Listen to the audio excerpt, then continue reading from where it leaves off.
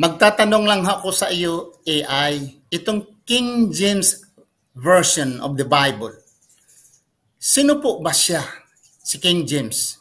Kasi I encountered na sabi raw, ito si King James ay isang bakla o homosexual at the same time bisexual.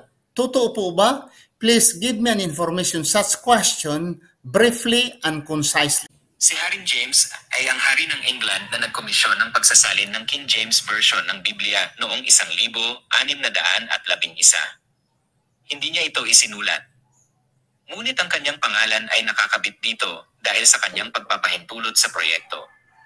Tungkol sa kanyang sexualidad, may mga makasaysayang ulat na nagpapahiwatig ng malapit na relasyon niya sa ilang lalaki.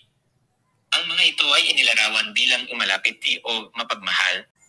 Ang ilang historiador ay naniniwala na siya ay bisexual o homosexual. Ang kanyang sexualidad ay hindi nakakaapekto sa kahalagahan ng bilang isang mahalagang pagsasalin ng Biblia. King James I of Scotland and I of England had close relationships with several men. Men involved in significant relationships with James include S.M. Stewart, isa at Duke of Lennox, a cousin of James. The relationship began when James was a teenager.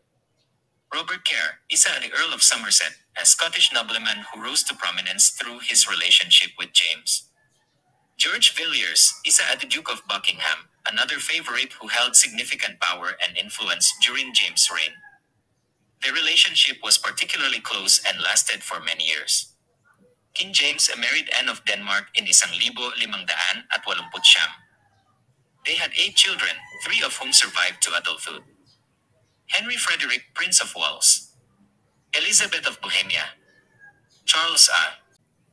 So mga kapatid, alam ba ninyo ang tawag bisexual? Ang tinatawag na bisexual, titira siya ng babae, gagamit siya ng babae, at gagamit din siya ng lalaki.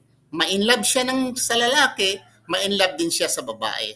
While homosexual ay isang lalaki, ma-inlove lamang siya sa lalaki. Yan ang tinatawag na homosexual. Okay. Maraming salamat. Imagine, ang nag-commission sa inyong Biblia, oy mga Protestant, gising-gising kayo. Ang nag-commission sa inyong Biblia, ang kilalang King James pala ay homosexual and the same time bisexual.